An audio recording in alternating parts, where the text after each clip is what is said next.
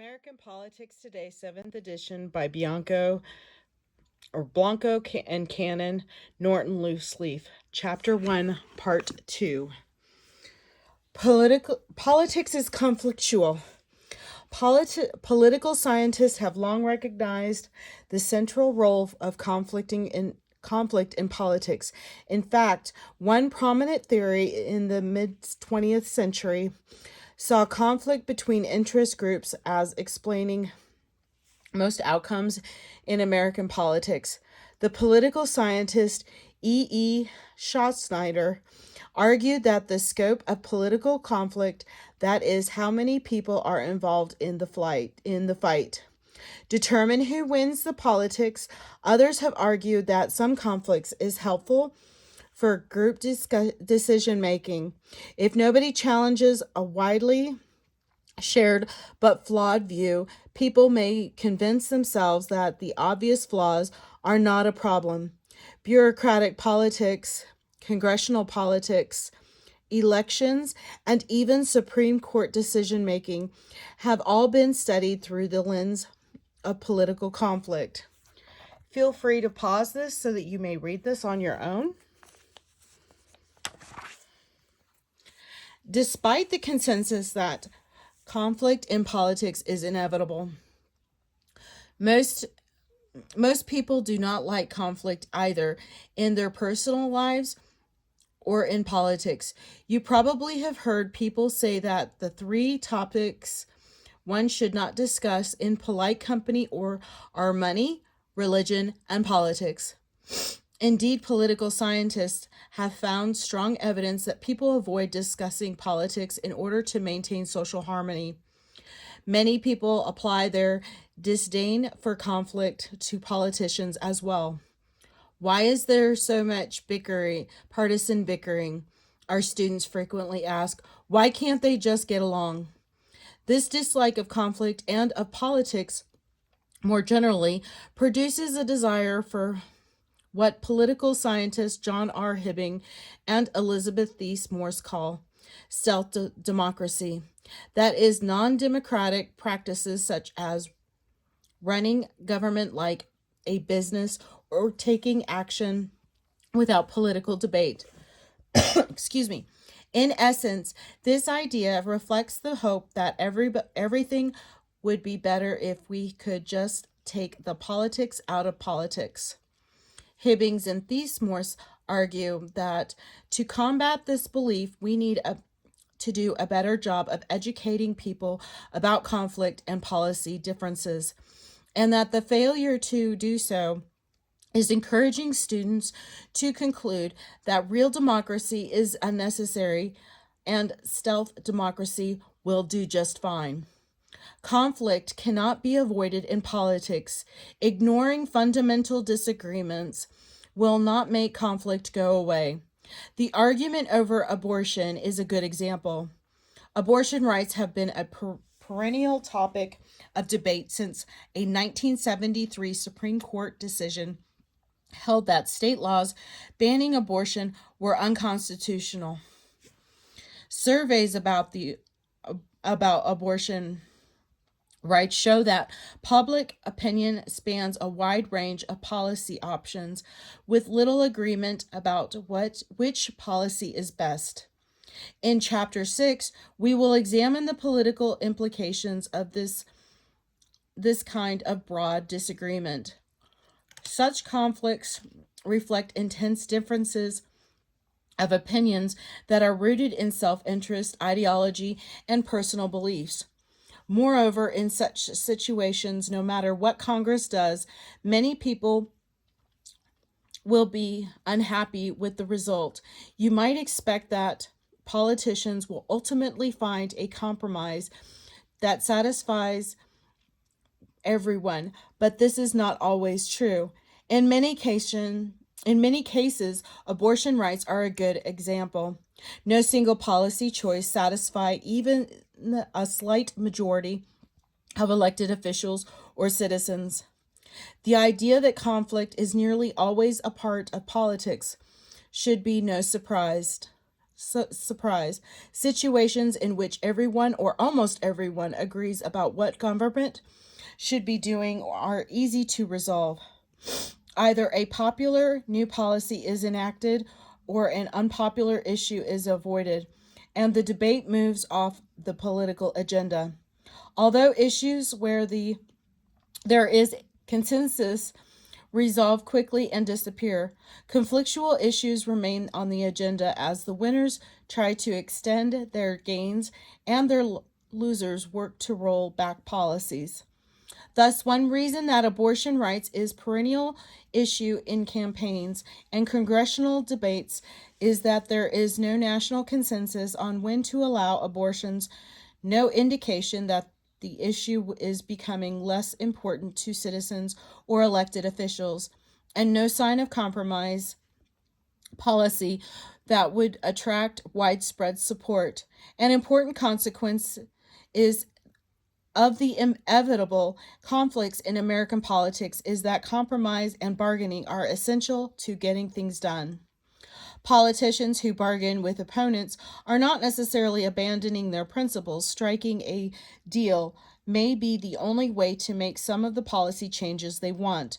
Moreover, agreements sometimes exist even in the midst of controversy. For example, surveys that measure attitudes about the abortion find widespread support for measures such as prohibiting government funding for abortions, requiring parental notification when a minor has an abortion, or requiring doctors who perform the procedure to present their patients with information on alternatives such as adoption. While only 15 to 25%, depending on the survey, think that abortion should always be legal, another consequence of conflict is that it is almost impossible to get exactly what you want from the political process.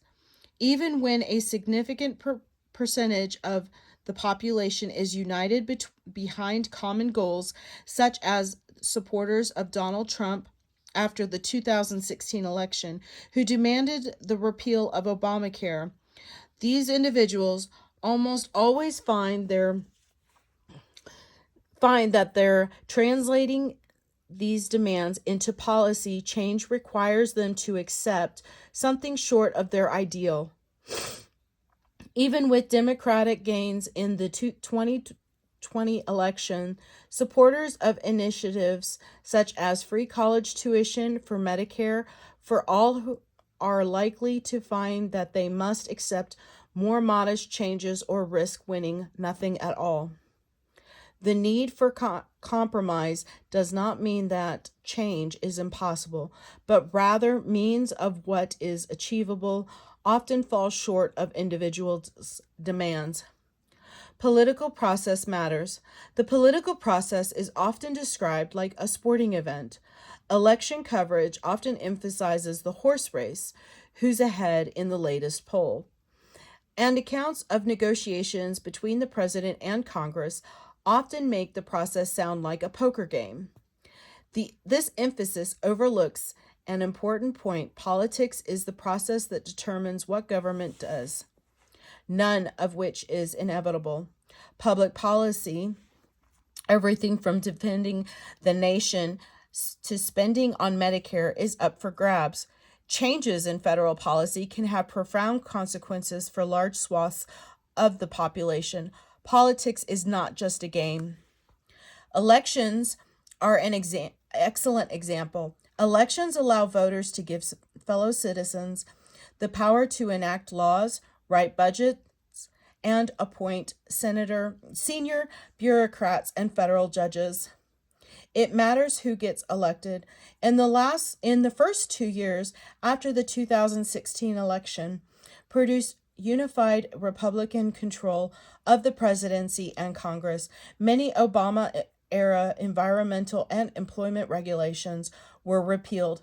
Conservatives were appointed to the Supreme Court and other federal courts. Corporate tax rates were cut, and the United States withdrew from the Paris Agreement on climate change.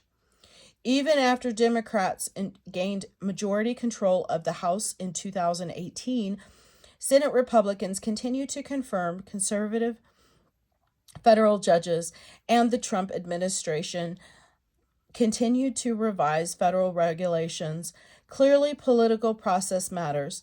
If the 2016 election had gone the other way, outcomes in all these important areas would have been significantly different. Yet politics is more than elections. As you will see, many elected members of the federal bureaucracy have influence over what government does by virtue of their roles in developing and implementing governmental policies.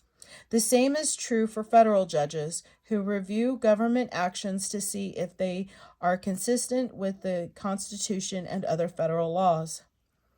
These decisions are part of the political process, even though they are not elected to their positions. Ordinary citizens are also a part of politics. They can vote, donate time or money to interest groups, party organizations, or individual candidates, or demand action from these groups or individuals by writing letters, sending emails, or participating in public protests.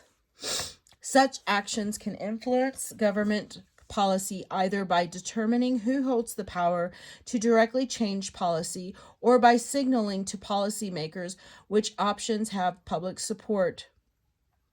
Another important element of politics is the web of rules and procedures that determines who has the power to make choices about government policy. These rules range from the requirements that the president must be born a U.S. citizen to the rules that structure debates and voting in the House and the Senate, to the procedures for approving new federal regulations. Seemingly innocuous rules can have an enormous impact on what can or does happen, which means that choices about these rules are actually choices about outcomes. The ability to determine political rules empowers people who make these choices. Politics everywhere. Even though most Americans have little interest group in politics, most of us encounter it every day. When you read the newspaper, watch television, go online, or listen to the radio, you'll almost surely encounter a political story. When you are walking down the street, you may see billboards, bumper stickers, or t-shirts advertising a candidate, a political party, an interest group, or an issue position. Someone may ask you to sign a petition. You may walk past a homeless person and wonder whether a winning candidate followed through on her promise to help. You may glance at a headline at a Black Lives Matter protest and wonder why the protection of civil rights is such an enduring problem in America. Many people have interest in putting politics in front of us on a daily basis. Interest groups, political parties, and candidates work to raise public awareness of the political process and to shape what people know and want.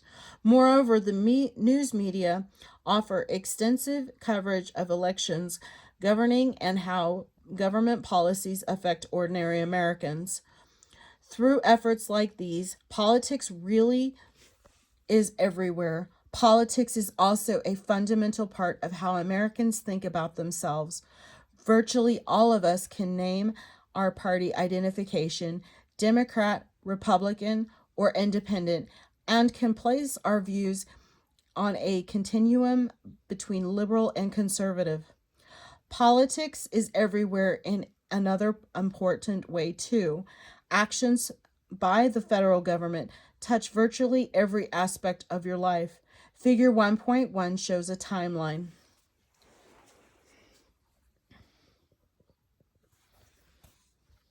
For a typical college student on a typical day, as you can see, from the moment this student wakes up until the end of the day, his or her actions are influenced by federal programs, spending, and regulations. Moreover, this chart omits actions by state and local governments, which are very active in areas such as education, policy, and law enforcement.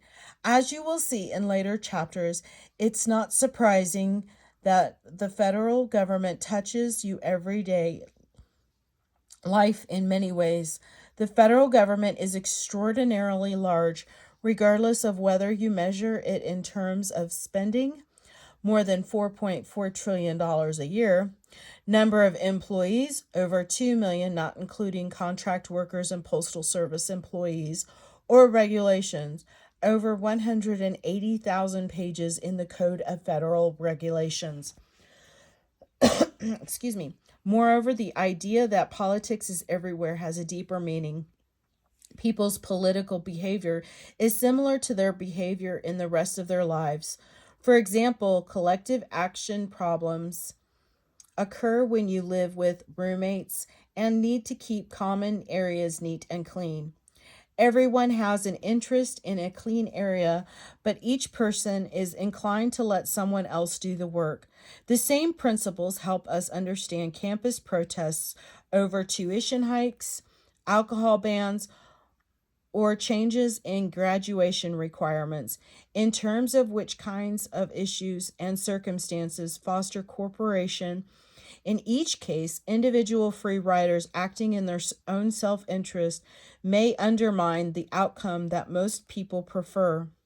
Similarly, convincing like-minded individuals to contribute to political groups' lobbying efforts is no easy task. Each would-be contributor of time or money also has the opportunity to be a free rider who refuses to participate yet reaps the benefits of others' participation. Because of these difficulties, some groups of people with common goals remain unorganized. College students are a good example. Many want more student aid and lower interest rates on government-subsidized student loans, but they fail to organize politically toward those ends. The similarity between behavior in political situations and in the rest of life is no surprise. Everything that happens in politics is the result of individual choices. And the connection between politics and everyday life mean you already know more about politics than you realize. Sources of conflict in American politics. Where does political conflict come from? The reality is that conflict must be addressed in order to find compromise and enact policy.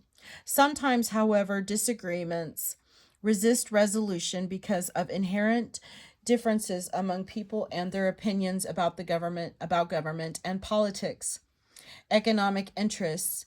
People's economic interests today vary widely, and they constitute a source of conflicts in politics.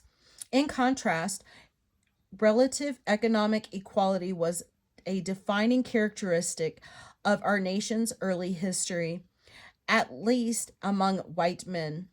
Since small landowners, businessmen, craftsmen, and their families constituted a large majority of the nation's population compared with our European counterparts, the United States has historically been relatively free from class-based politics.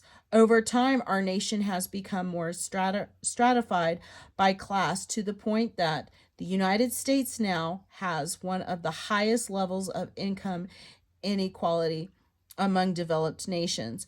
Nonetheless, a broad commitment to the free market, an economic system based on competition among businesses without government interference, and to common individualism, the autonomy of individuals to manage their own financial decision without government interference, remains central to our national identity.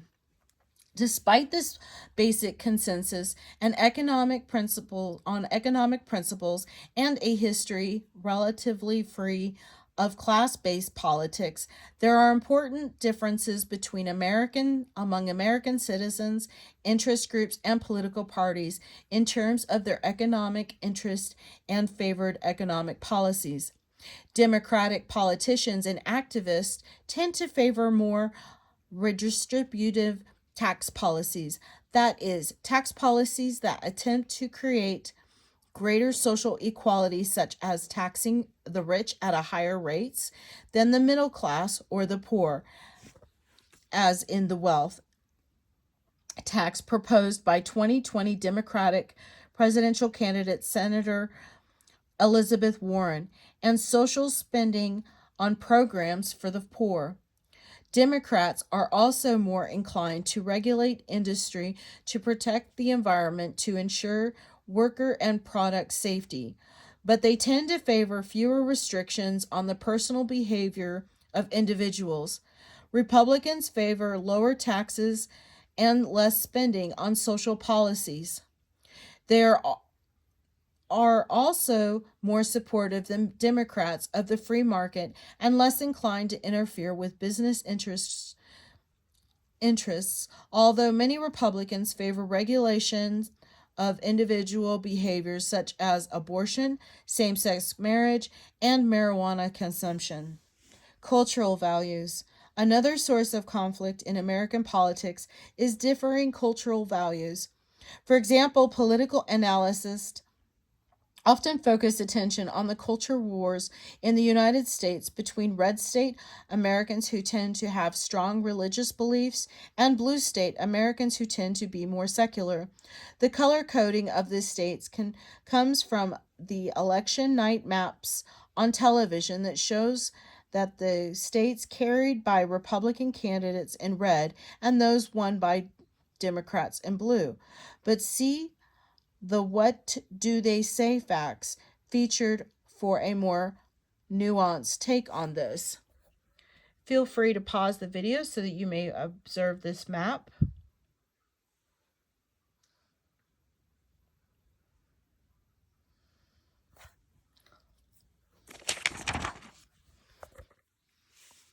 Although the precise makeup and impact of value voters is still debated, there is no doubt that many Americans disagree on cultural and moral issues.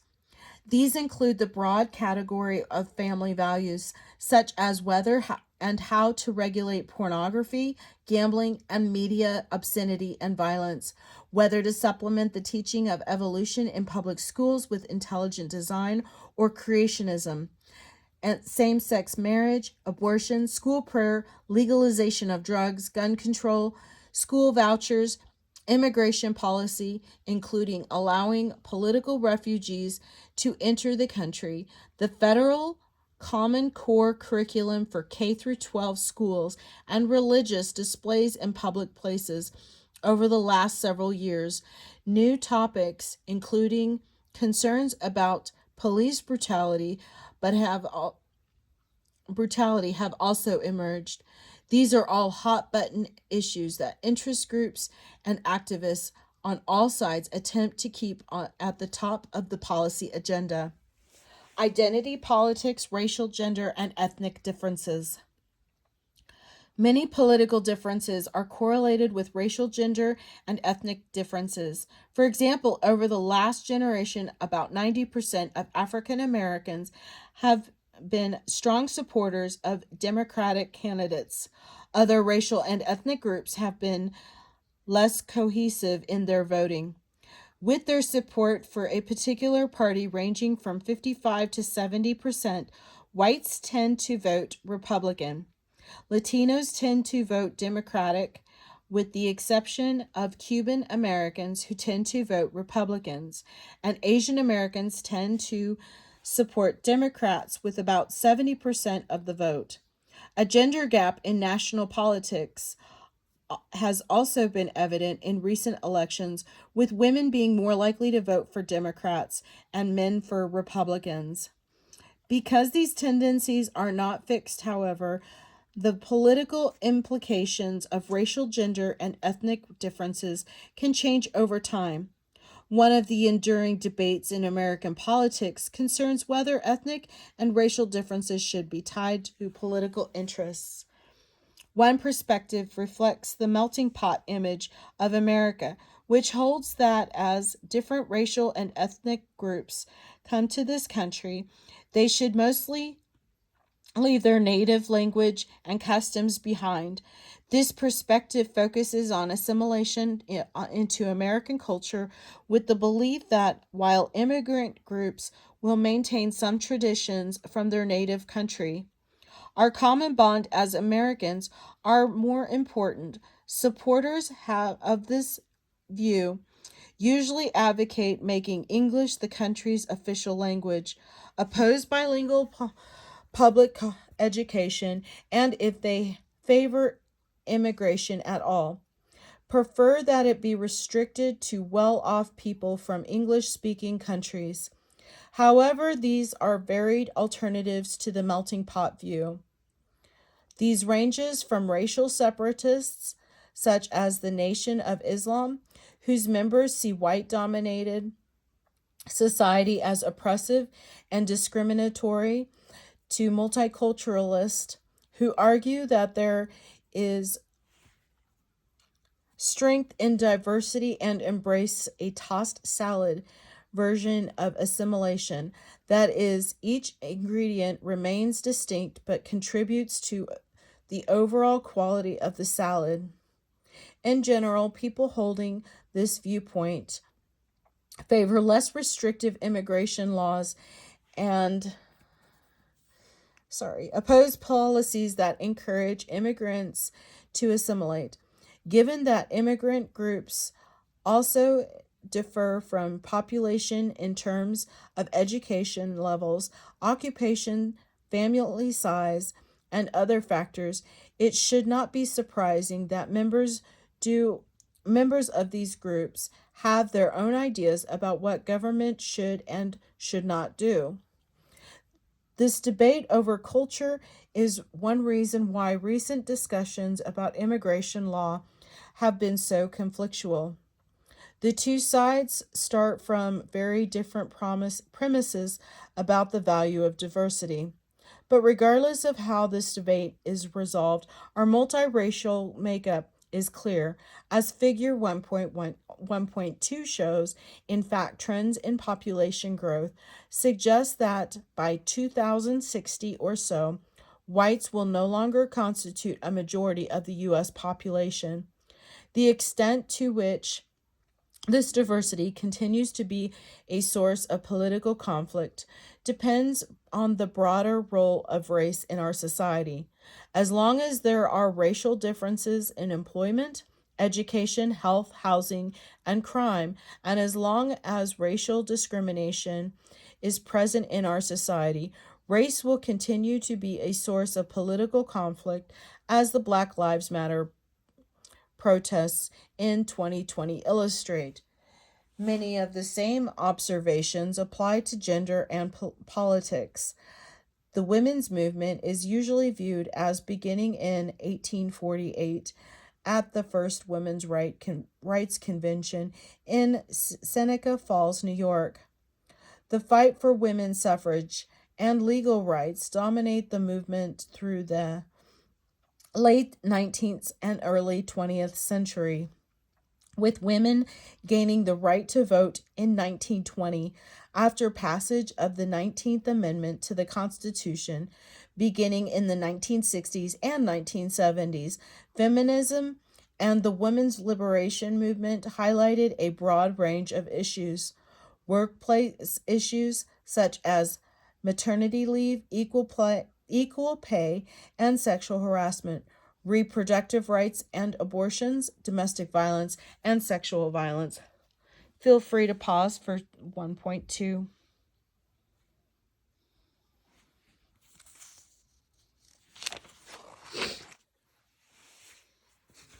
While progress has occurred on many fronts, including electing women to political office, gender remains an important source of political disagreement and identity in politics. While the Congress elected in 2020 has more than 100 female House members, and more than 20 female senators, these percentages are far lower than in the general population, and many other nations have higher percentage of women elected in office.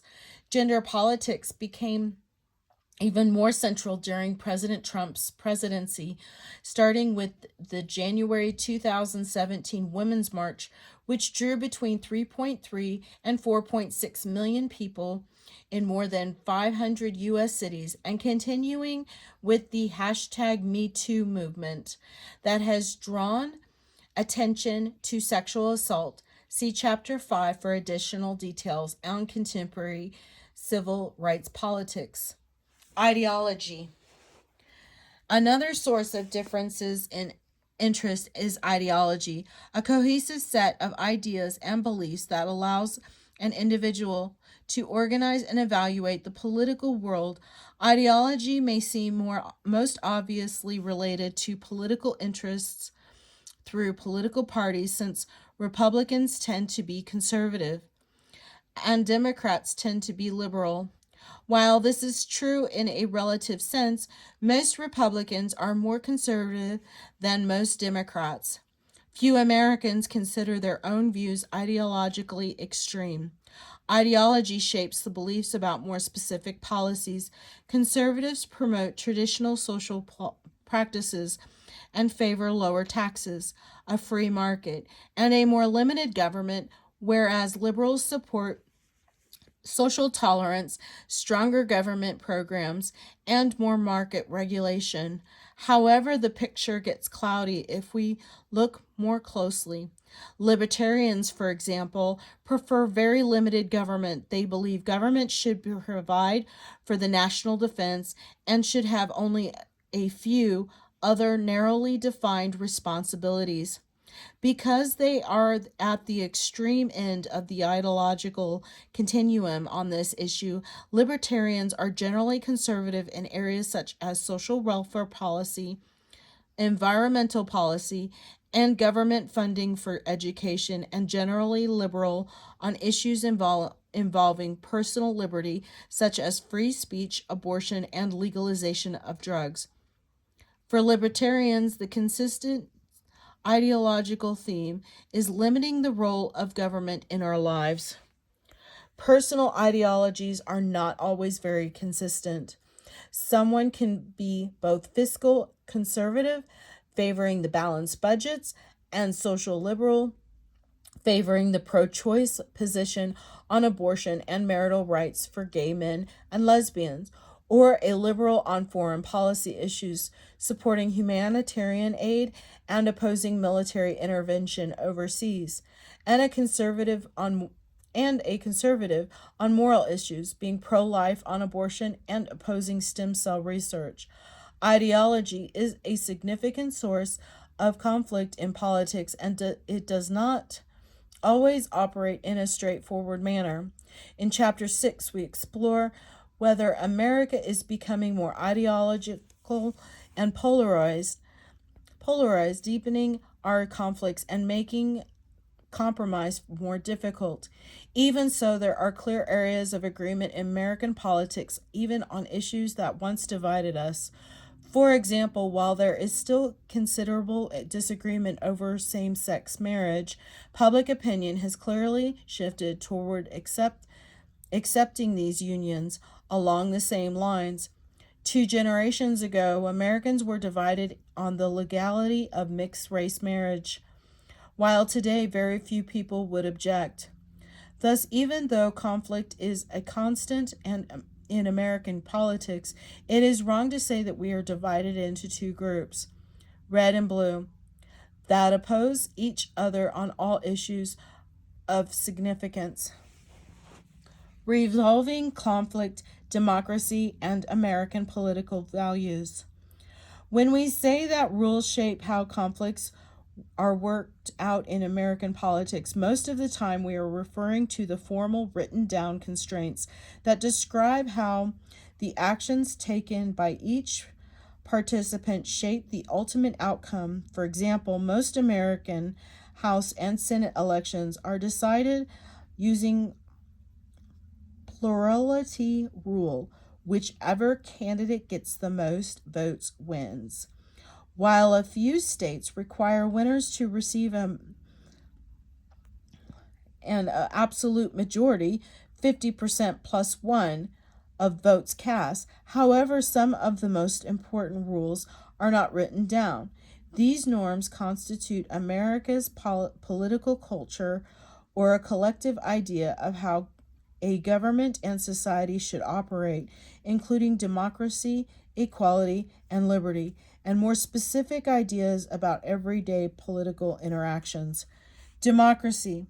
The idea of democracy means that policy disagreements are ultimately resolved through the decisions made by citizens, such as their votes in elections. In the simplest terms, democracy means government by the people as put into practice. This typically means representative democracy rather than direct democracy. That is, the people elect representatives who decide policies and pass laws rather than determining those things directly. There are some examples of direct democracy in the United States, such as the New England town meeting and the referendum process, through which people in a state directly determine policy. But for the most part, Americans elect politicians to represent us, from school board and city council members at the local level to state legislators and governors at the state level, to U.S. House members, senators, and the president at the national level. Democracy is not the only way to resolve conflict, nor do all societies have as strong a belief in democracy as in America. One mechanism used by authoritarian governments is to suppress conflicts through violence and limitations on freedom. Some governments, such as those of China and Russia, control police outcomes while allowing relatively free markets. The Iranian government is a theocracy in which religious leaders have a veto over the government's policies choices. And some countries, such as the oil sheikdoms in the Middle East, like the United Arab Emirates, have a monarchy in which rulers are determined by heredity. While non-democratic systems vary widely in terms of their structure and their popularity, the common threads is that some individual or group is in charge of the country and the policy-making process and cannot be removed except by revolution. In contrast, democracies select rulers and resolve conflict through voting and elections. When the second President of the United States, John Adams, turned over his power to his bitter rival, Thomas Jefferson, after losing a hotly contested election in 1800, his departure demonstrated that democratic government by the people had a real meaning. Electoral winners get to exercise power, while losers go home to strategize about how to increase their popularity and win the next election. Democracy depends on the consent of the governed. If the views of the people change, then the government must eventually be responsive to those views, or the people will choose new leaders. It also means that citizens must accept election results as authoritative. You have to obey the laws passed by a new Congress, even if you voted for the other party's candidates. Liberty. To the founders, liberty was a central principle for the new government.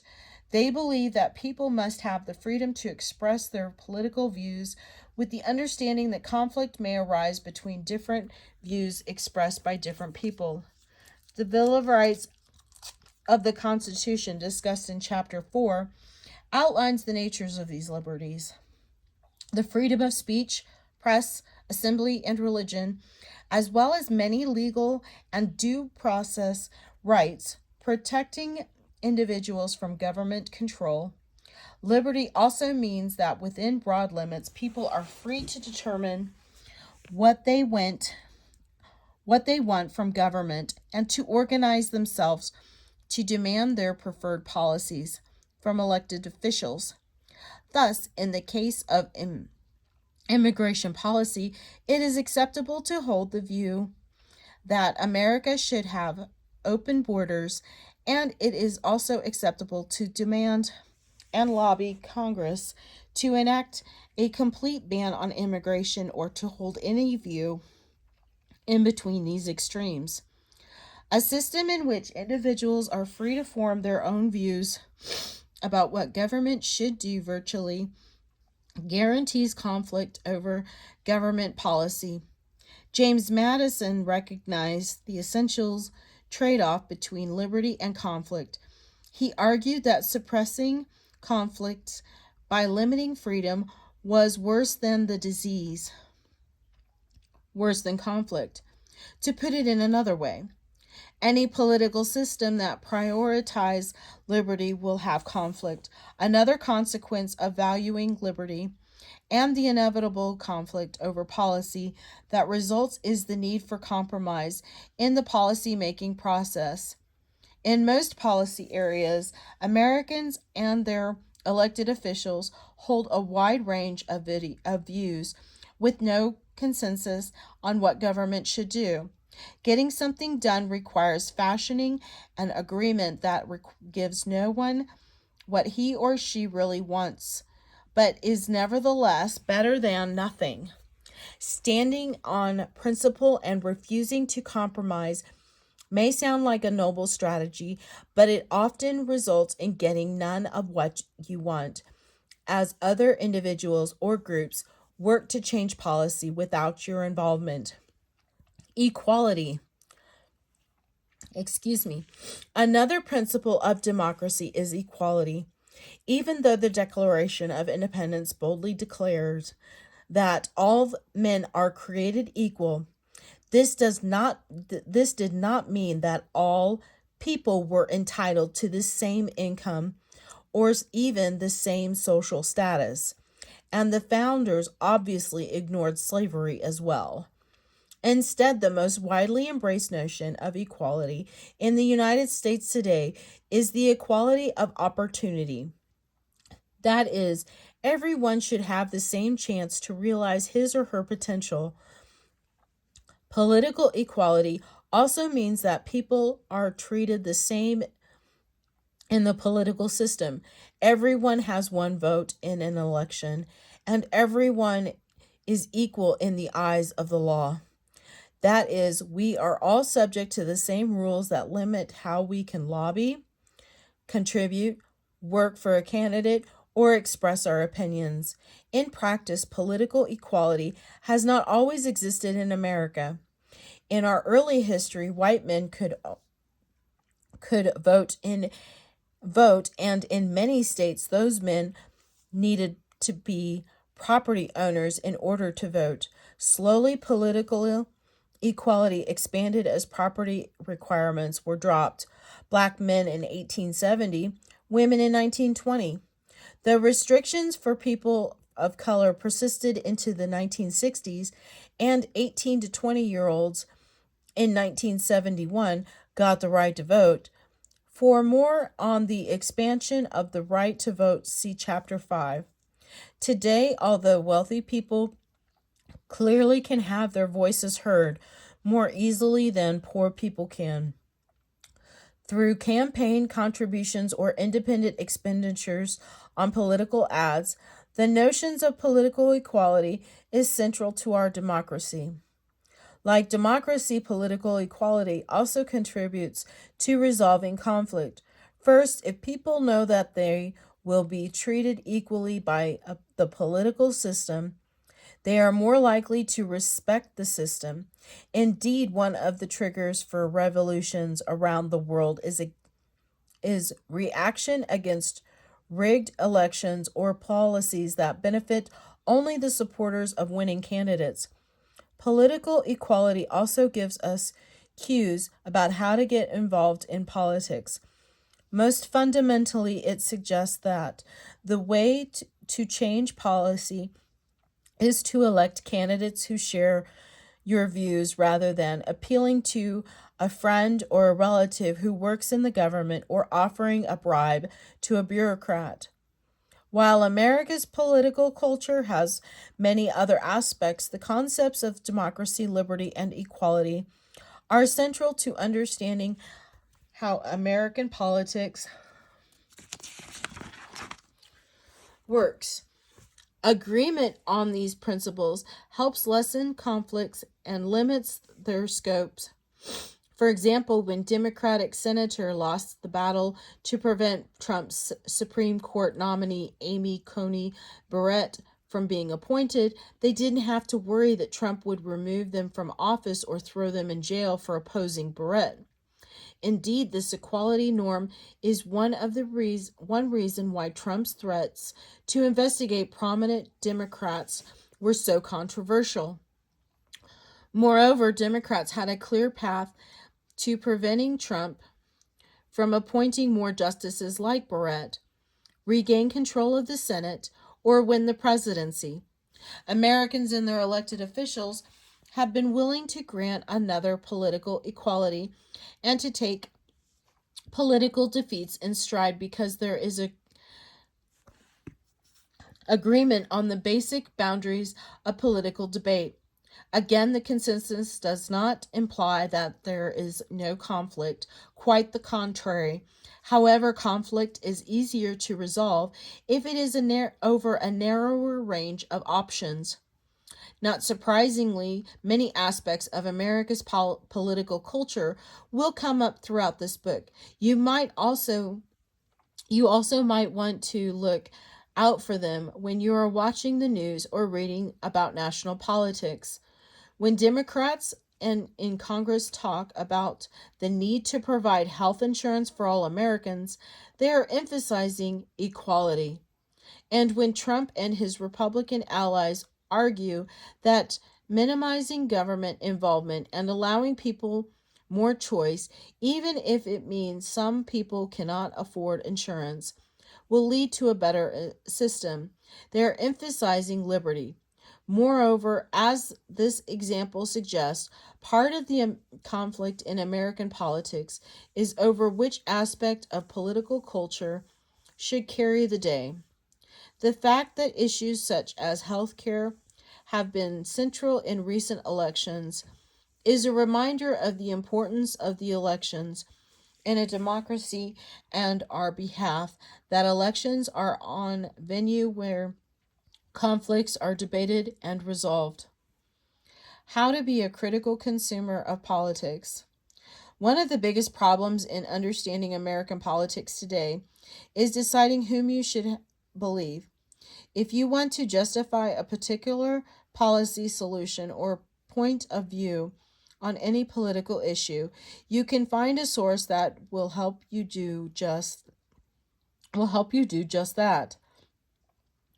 Would free college tuition for all create a well-informed American citizenry? There are people who think so, and who have spent a great deal of time making this argument on free and paid media. Alternatively, would making college free do nothing except increase enrollments? There are plenty of easily accessible arguments for this position as well.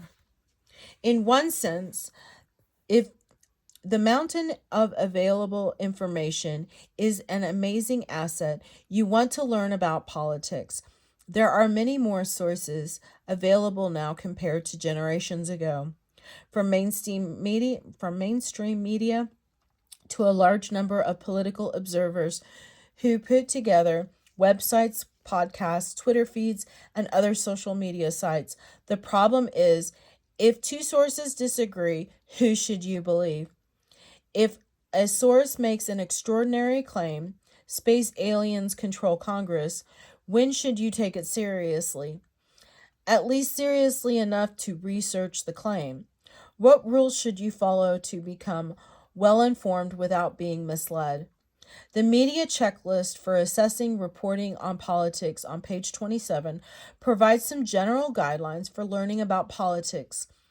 We will be referring to these rules throughout the text to help you understand how to put them into practice. Consider the author. What is it While it is true that the rise of the internet and social media allows virtually anyone to report on politics, authors are not created alike. Some reporters have covered American politics for several decades and have a track record for cultivating sources, uncovering information, or analyzing and interpreting events.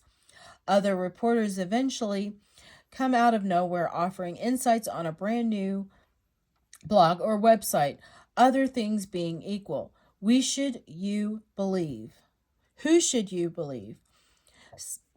Excuse me.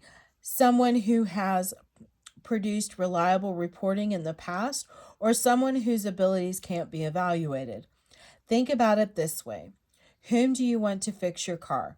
Someone who's been fixing a car for 30 years and has thousands of satisfied customers, including your best friend, once a mechanic herself, or the newbie who just opened up a shop last week?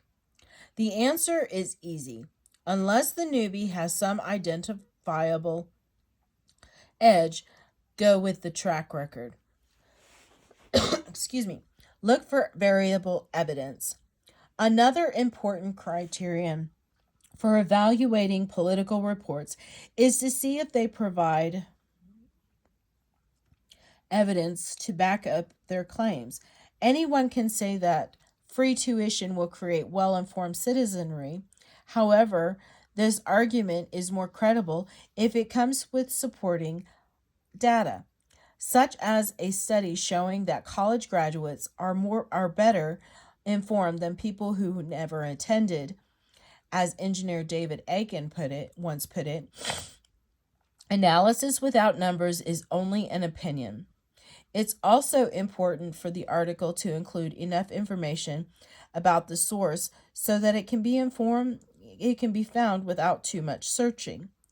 That way, readers can examine the source themselves to verify that evidence was reported fairly. Of course, many reports on American politics rely on anonymous sources. In these cases, the author's reputation looms especially large in the decision of whether to take this story seriously.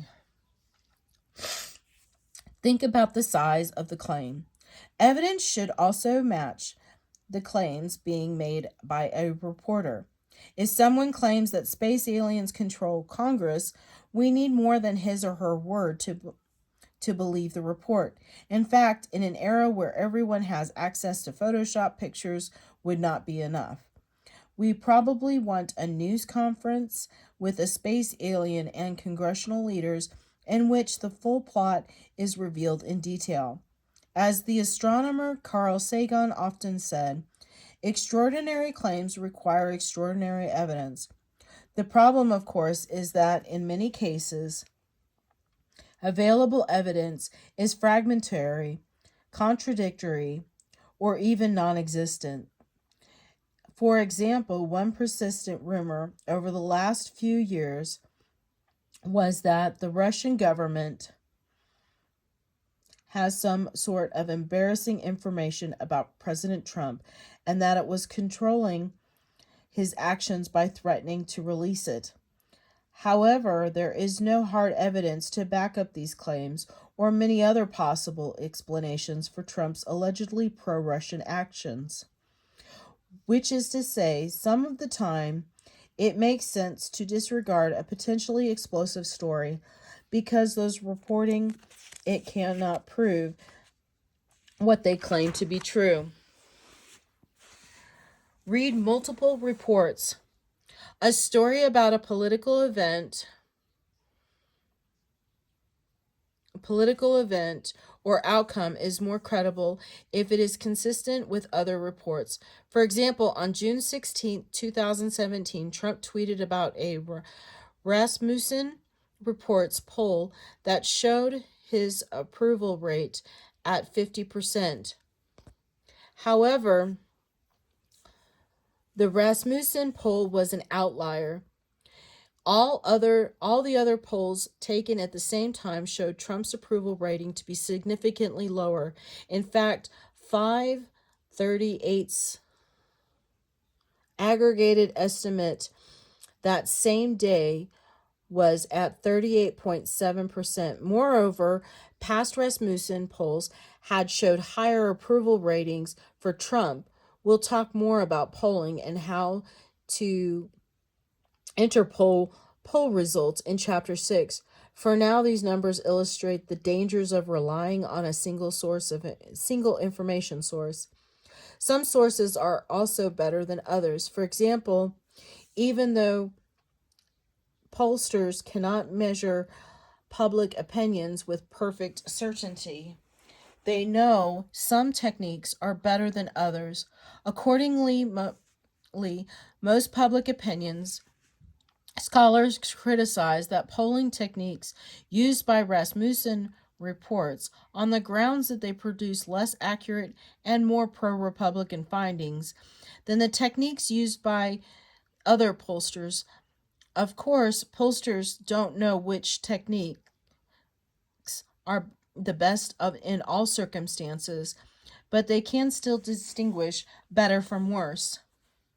Beware of simple explanations.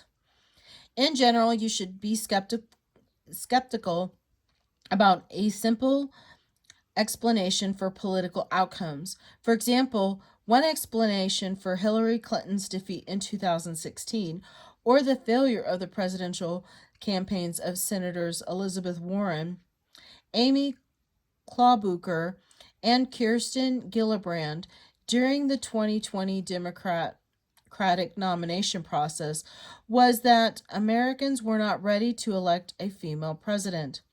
However, this account ignores the fact that throughout America, women are routinely elected as mayors, governors, and members of Congress.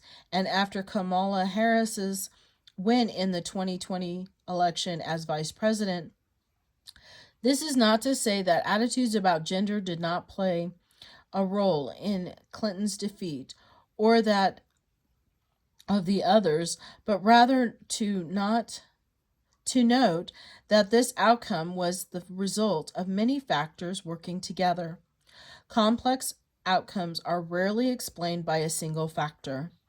Finally, you might ask, if I'm supposed to be skeptical, why should I believe anything in this book?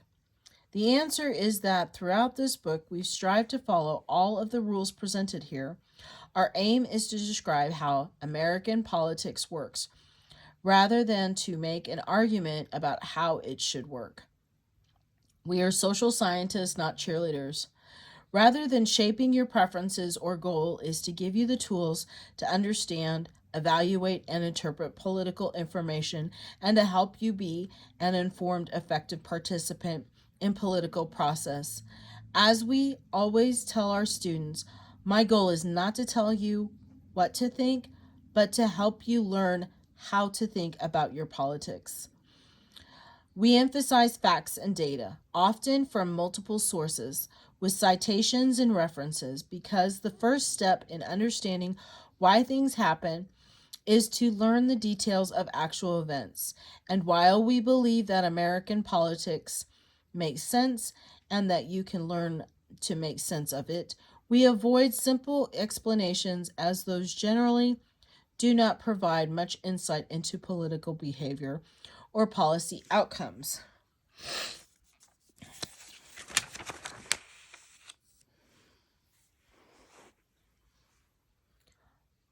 Unpacking the conflict. As we consider the key ideas about politics that we've discussed in this chapter, politics is conflictual, political process matters, and politics is everywhere.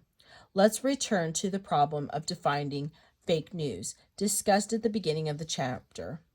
If Americans can't even agree on which news is fake, how can we know what to trust?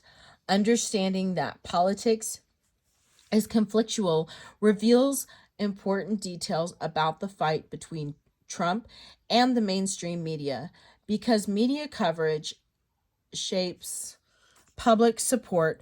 Trump wanted stories that said good things about his performance in office, but the job of a reporter is not to support the president. It's to provide a combination of facts and analysis that captures the situation. Virtually all presidents have felt at times that they were being were being treated unfairly by the media, but those feelings reflect the different goals held by presidents and the people who report on their performance. It's all about conflict, not fake news. Understanding what process matters also provides insight into fake news. One reason why presidents complain about press coverage, although rarely in as blunt terms as Trump, is that there is very little they can do to stop the media from publishing critical stories. This is because of the First Amendment to our Constitution, which guarantees a free press. Trump can fume in private and publish critical tweets, but he has only marginal influence over what is written about him. Finally, the media's coverage of Trump illustrates the fact that politics is everywhere. Trump's actions got attention because they affect our lives directly and indirectly. You might prefer that all the stories about Trump were replaced by additional coverage of your hobbies, favorite sports teams, or other interests. But even if you ignore politics, politics does not ignore you. Decisions made in Washington have profound impacts on your life, whether you want them to or not. As you read this book, we hope you will learn important nuts and bolts of the American political process, as well as some political history that will help you gauge the likely accuracy of what you learn from news reports and help determine if there might be more to the story than the narratives that are being presented. In general, your reading this book will focus on contemporary questions, debates, and examples, the kinds of stories that constitute a lot of political news coverage to illustrate broader points about our nation's political system. Although you will no doubt disagree with, or even be angry about, some aspects of American politics and some media coverage, our goal is to provide you with the tools to understand why government operates as it does. We are not arguing that the federal government is perfect, that one party's agenda or leadership is better than the others, or that imperfect responses to policy problems are inevitable. Rather, we believe that any attempt to explain these outcomes or to devise ways to prevent similar problems requires an understanding of why they helped in the first place. After reading this book, you will have a better sense of how American politics really works and why it matters. That is the end of Chapter 1, Part 2.